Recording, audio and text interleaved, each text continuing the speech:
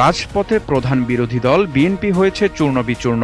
তাদের ঘুরে দাঁড়ানোর সামর্থ্য নিয়ে দেখা দিয়েছে সংশয়।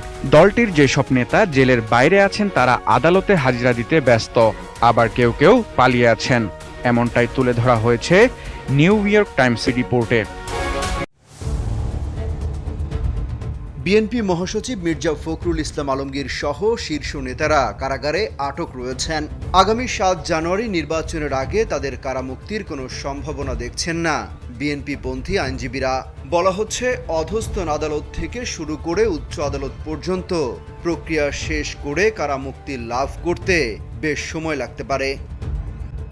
মির্জা ফখরুলের আইনজীবী সৈয়দ মোহাম্মদ জয়নুল আবেদিন মেজবা বলেন, জামিন আবেদন গ্রহণের জন্য হাইকোর্টে রিট করেন মির্জা ফখরুল। আইন অনুযায়ী তা নিষ্পত্তি করতে সিএমএম কোর্টকে নির্দেশ দেন হাইকোর্ট। রাষ্ট্রপক্ষ এই আদেশ স্থগিত চেয়ে আবেদন করলে 15 জানুয়ারি শুনানির জন্য ধার্য করা হয়েছে। এক্ষেত্রে সরকার না চাইলে নির্বাচনের আগে মির্জা ফখরুলের জামিনের সম্ভাবনা নেই বলেও মন্তব্য করেন তিনি। দাবি করা হয়, এসব মামলায় ম্যাজিস্ট্রেট আদালত চাইলেই জামিন দিতে পারেন, কিন্তু দেয়া হচ্ছে না। জজ কোর্টেও জামিন মিলছে না। একটা মামলায় জামিন দিলে আরেক মামলায় গ্রেফতার দেখিয়ে আটকে রাখা হচ্ছে। তাই সরকার না চাইলে শীর্ষ নেতাদের জামিন হবে না বলেও মনে করেন তারা। দলের মহাসচিব মির্জা ফখরুল ইসলাম আলমগীরের বিরুদ্ধে হওয়া 9টি মামলা নিষ্পত্তির আদেশ স্থগিত চেয়ে রাষ্ট্রপক্ষের করা আবেদনের উপর শুনানির জন্য 15 জানুয়ারি দিন ধার্য রয়েছে। গেল 28 অক্টোবর বিএনপির মহাসমাবেশ কেন্দ্র করে মির্জা ফখরুলের বিরুদ্ধে রাজধানীর রমনা ও পল্টন থানায় পৃথক 11টি মামলা হয়। এর মধ্যে 2টি মামলায় তাকে গ্রেফতার দেখানো হয়েছে। মির্জা আব্বাসের বিরুদ্ধে প্রধান বিচারপতির বাসভবনে হামলা সহ 12টি মামলা হয়েছে। গত 1 নভেম্বর শাহজাহানপুর থানায় অস্ত্র ছিনতাই ও বিস্ফোরক আইনে মামলা হয়। এ মামলায় জজ কোর্ট জামিন নামঞ্জুর করেছেন। এরপর উচ্চ আদালতে জামিনের আবেদন করা হয়েছে। তবে কবে শুনানি হবে তা এখনও নির্ধারিত হয়নি। বিএনপি নেতাদের জামিন না পাওয়ার বিষয়টিকে কেউ কেউ রাজনৈতিকভাবেও দেখছেন। বিএনপির স্থায়ী কমিটির সদস্য আমির খসরু মাহমুদ চৌধুরীর আইনজীবী শেখ শাকিল আহমেদ রিপন কালবেলাকে বলেন, সরকার নির্বাচনে ফাঁকা মাঠে গোল দেওয়ার জন্য বিএনপির শীর্ষ নেতাদের কারাগারে আটকে রেখেছে। সাবেক স্বরাষ্ট্রমন্ত্রী ও বিএনপির ভাইস চেয়ারম্যান আলতাফ হোসেন চৌধুরীর বিরুদ্ধে রমনা মডেল থানায় 4টি মামলা হয়। এর মধ্যে বিচারপতির বাসভবনে হামলা মামলায় গত 5 নভেম্বর তাকে গ্রেফতার করে র্যাব। এই মামলায় জামিনের জন্য উচ্চ আদালতে যাবেন বলে জানিয়েছেন তার আইনজীবী। বিএনপির যুগ্ম মহাসচিব সৈয়দ মোয়াজ্জেম হোসেন আলালের বিরুদ্ধে একাধিক মামলা হয়েছে। 29 নভেম্বর জজ কোর্ট তার জামিন নামঞ্জুর করেছেন। এছাড়া বিএনপির ভাইস চেয়ারম্যান শামসুজ্জামান দুদুর বিরুদ্ধে 8টি মামলা হয়েছে।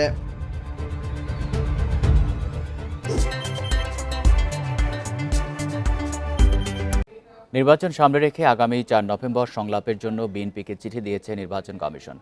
নয়াপল্টন অফিসে তালা থাকায় গেটের ভেতর চেয়ারে আমন্ত্রণপত্র রেখে যান ইসির এক কর্মচারী। এর আগে বৃহস্পতিবার দুপুরে চিঠি নিয়ে এলেও কার্যালয় তালাবদ্ধ থাকায় ফিরে যান নির্বাচন কমিশনের অফিস সহকারী মোহাম্মদ মহসিন। পরে আবারও বিকেলে এসে বিএনপির চিঠিটি কার্যালয়ের ভেতরে চেয়ারে রেখে যান। আসন্ন দ্বাদশ জাতীয় সংসদ নির্বাচন সামনে রেখে নির্বাচন কমিশন নিবন্ধিত সব রাজনৈতিক দলের সাথে সংলাপের সিদ্ধান্ত নিয়েছে। তবে বিএনপির পক্ষ থেকে দলটির যুগ্ম মহাসচিব রুহুল কবির রিজভী জানিয়েছেন, এই সংলাপ লোক দেখানো, নেতাদের জেলে রেখে সংলাপের চিঠি দিয়ে বিএনপির সাথে সরকার উপহাস করছে বলেও মন্তব্য করেন তিনি। নির্বাচনের দিনসহ 48 ঘন্টার হরতাল ডেকেছে বিএনপি, কিন্তু হরতাল ডেকেও কার্যালয়ে নেই বিএনপি। অনেক দিন ধরেই দেশের 56 জেলায় বিএনপির অফিস বন্ধ। ভোটের আগের দিনেও বিএনপির কেন্দ্রীয় কার্যালয়ে ঝুলছে তালা। পুলিশের সতর্ক অবস্থান রাজধানী জুড়ে। আরও জানাচ্ছেন সহকর্মী ইমতিয়াজ আলম। দ্বাদশ জাতীয় সংসদ নির্বাচনের বাকি আর মাত্র কয়েক ঘন্টা। ভোটারদের ভোট দিতে নিরুৎসাহিত করতে প্রচারণা চালিয়ে যাচ্ছে বিএনপি ও সমমনা দলগুলো। হরতাল কর্মসূচি দিয়েও রাজধানীর নয়াপল্টনে বিএনপির কেন্দ্রীয় কার্যালয়ে নির্বাচনের আগের দিনও তালা ঝুলছে। শনিবার দুপুরে সরেজমিনে গিয়ে দেখা যায় কার্যালয়ের সামনে পুলিশ সদস্যরা অবস্থান নিয়েছেন। বিএনপি কার্যালয়ের সামনের সড়কে গাড়ি নিয়ে টহল দিচ্ছে পুলিশ। গত 28 অক্টোবর বিএনপির মহাসমাবেশ পণ্ড হয়ে যাওয়ার পর থেকেই দলটির কেন্দ্রীয় কার্যালয়ের মূল ফটকে তালা ঝুলছে। 28 অক্টোবর পর থেকে বিএনপির বেশ কয়েকজন নেতাকর্মীকে গ্রেফতার করেছে পুলিশ। সবশেষ গতকাল শুক্রবার মধ্যরাতে ঢাকা মহানগর দক্ষিণ বিএনপির যুগ্ম আহ্বায়ক নবিউল্লাহ নবীসহ 5 জনকে গ্রেফতার করেছে পুলিশ। দুপুরে নয়াপল্টন কার্যালয়ের সামনে গিয়ে দেখা যায় সেখানে বেশ কয়েকজন পুলিশ সদস্য অবস্থান নিয়েছেন। কার্যালয়ের মূল ফটকে তালা লাগানো। নির্বাচন কমিশন সহ বিভিন্ন জায়গা থেকে আসা যেসব চিঠি এতদিন ফটকের ভেতরের অংশে প্লাস্টিকের চেয়ারে ছিল, সেগুলো এখন আর নেই। নয়াপল্টন ও এর আশপাশের এলাকায় দলটির নেতাকর্মীদের কাউকে দেখা যায়নি। নয়াপল্টন কার্যালয়ের সামনে দায়িত্বরত পল্টন থানার পুলিশের উপপরিদর্শক রেহানুদ্দিন গণমাধ্যমকে বলেন, কার্যালয়ের সামনের অবস্থা আগের মতোই আছে, নেতাকর্মীদের কেউ আসেন না। বিএনপির নেতাকর্মীদের পাওয়া গেলে গ্রেফতারের নির্দেশনা আছে কিনা এমন প্রশ্নে রেহানুদ্দিন বলেন, পুলিশকে আইন শৃঙ্খলা পরিস্থিতি নিয়ন্ত্রণে রাখতে নির্দেশনা দেওয়া হয়েছে। এদিকে দলের কেন্দ্রীয় কার্যালয়ের মূল ফটকে আইন শৃঙ্খলা রক্ষাকারী বাহিনী তালা ঝুলিয়েছে বলে অভিযোগ করেছে বিএনপি, কিন্তু পুলিশের পক্ষ থেকে বলা হচ্ছে বিএনপির লোকজনই তালা লাগিয়েছেন।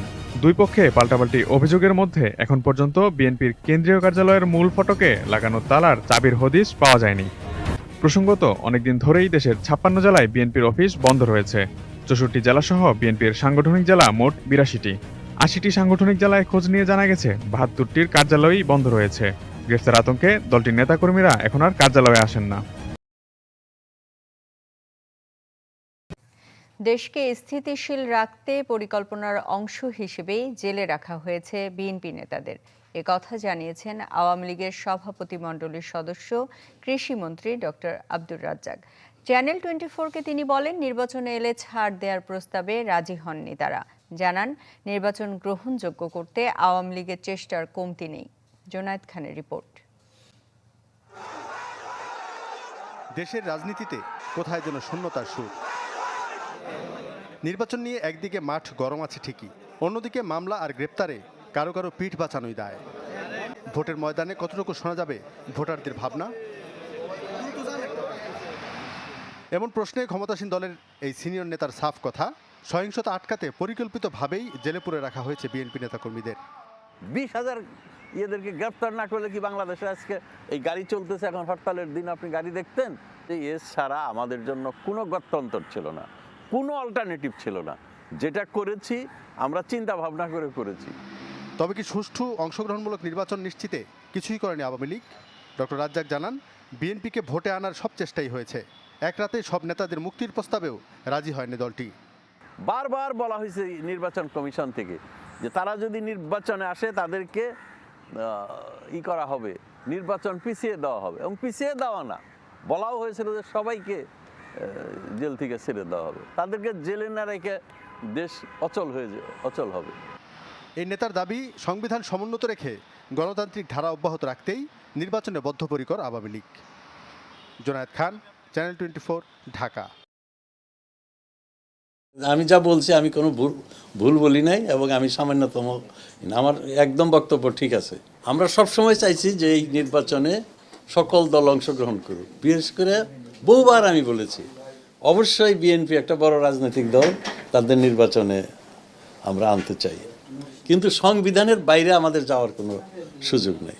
এই কথাটা আমার এক কথার এসেন্সটাই ছিল যে আমি সবসময়, আমরা সবাই চেয়েছি, আওয়ামী লীগ বা মাননীয় প্রধানমন্ত্রী সবসময় চেয়েছে যে এই নির্বাচনে বিএনপি অংশগ্রহণ করবে।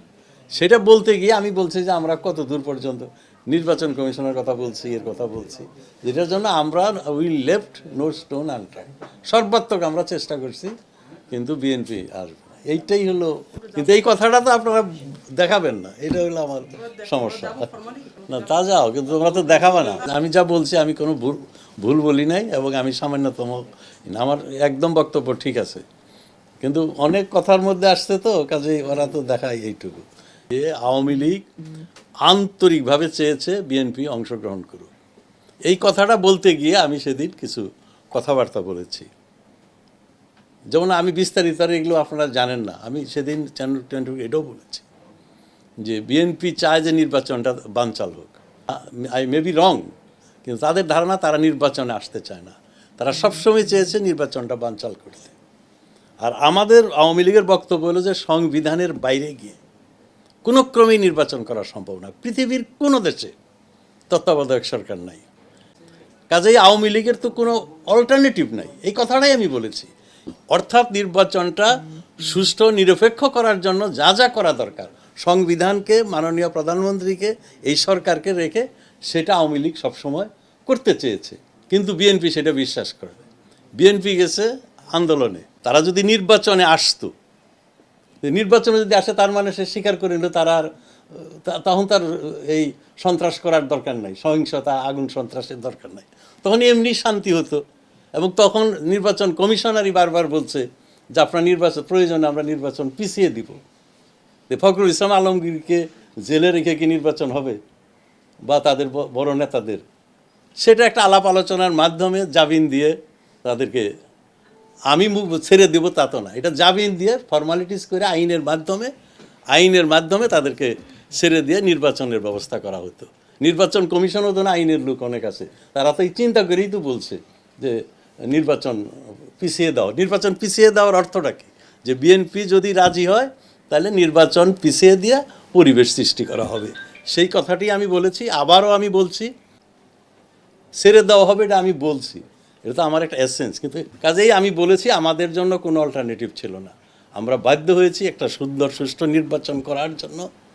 যারা সন্ত্রাস করছে, সন্ত্রাসের হুকুম দিচ্ছে, সন্ত্রাসের পরিকল্পনা করছে, লন্ডন থেকে যারা নির্দেশ দিচ্ছে এই সন্ত্রাসের জন্য, তাদেরকে সরকার বাধ্য হয়েছে গ্রেফতার করার জন্য।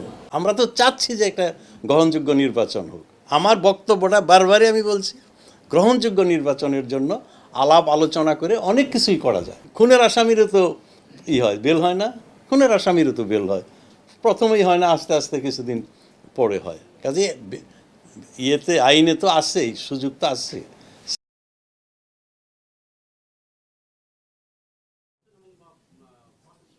দ্বাদশ জাতীয় সংসদ নির্বাচনে বিএনপির অংশগ্রহণ নিশ্চিত করতে আওয়ামী লীগের নেওয়া উদ্যোগ সম্পর্কে ডক্টর আব্দুর রাজ্জাকের বক্তব্য দলীয় নয়, ব্যক্তিগত, এমন দাবি করেছেন দলটির সাধারণ সম্পাদক এবং সড়ক পরিবহন ও সেতুমন্ত্রী ওবায়দুল কাদের।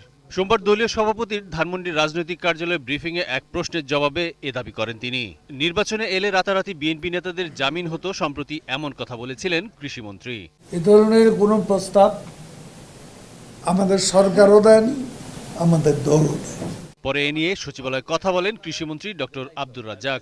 আমি যা বলছি আমি কোনো ভুল বলি নাই, এবং আমি সামান্যতম, আমার একদম বক্তব্য ঠিক আছে। নিজের আগের বক্তব্যের ব্যাখ্যায় ডক্টর আব্দুর রাজ্জাক বলেন, আলাপ আলোচনার মাধ্যমে অনেক কিছুই সম্ভব হতো, তবে বিএনপি নেতাদের গ্রেপ্তার না করলে সহিংসতা বন্ধ হতো না বলে মনে করেন তিনি।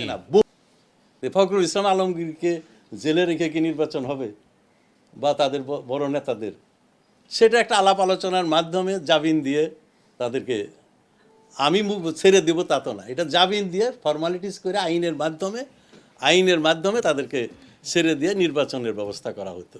বিএনপি যদি রাজি হয় তাহলে নির্বাচন পিছিয়ে দিয়ে পরিবেশ সৃষ্টি করা হবে, সেই কথাটি আমি বলেছি। কাজেই আমি বলেছি আমাদের জন্য কোনো অল্টারনেটিভ ছিল না। আমরা বিএনপি নেতাদের জামিনের এমন উদ্যোগ নিলে তা আইন বিরোধী হতো কিনা প্রশ্ন করা হলে মন্ত্রী দাবি করেন, আইনের মধ্যে থেকেই সম্ভব ছিল। আইনে তো আসছেই, সুযোগ তো আসছে।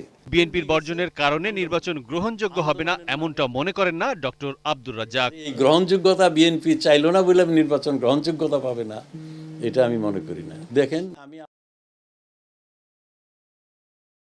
আওয়ামী লীগ যখন নির্বাচনী প্রস্তুতিতে ব্যস্ত, বিএনপির গুরুত্বপূর্ণ ও শীর্ষস্থানীয় নেতৃবৃন্দ তখন কারারুদ্ধ। এমন অবস্থায় নির্বাচন কমিশনের মাধ্যমে বিএনপিকে নির্বাচনে অংশগ্রহণের আহ্বান জানানো হয়।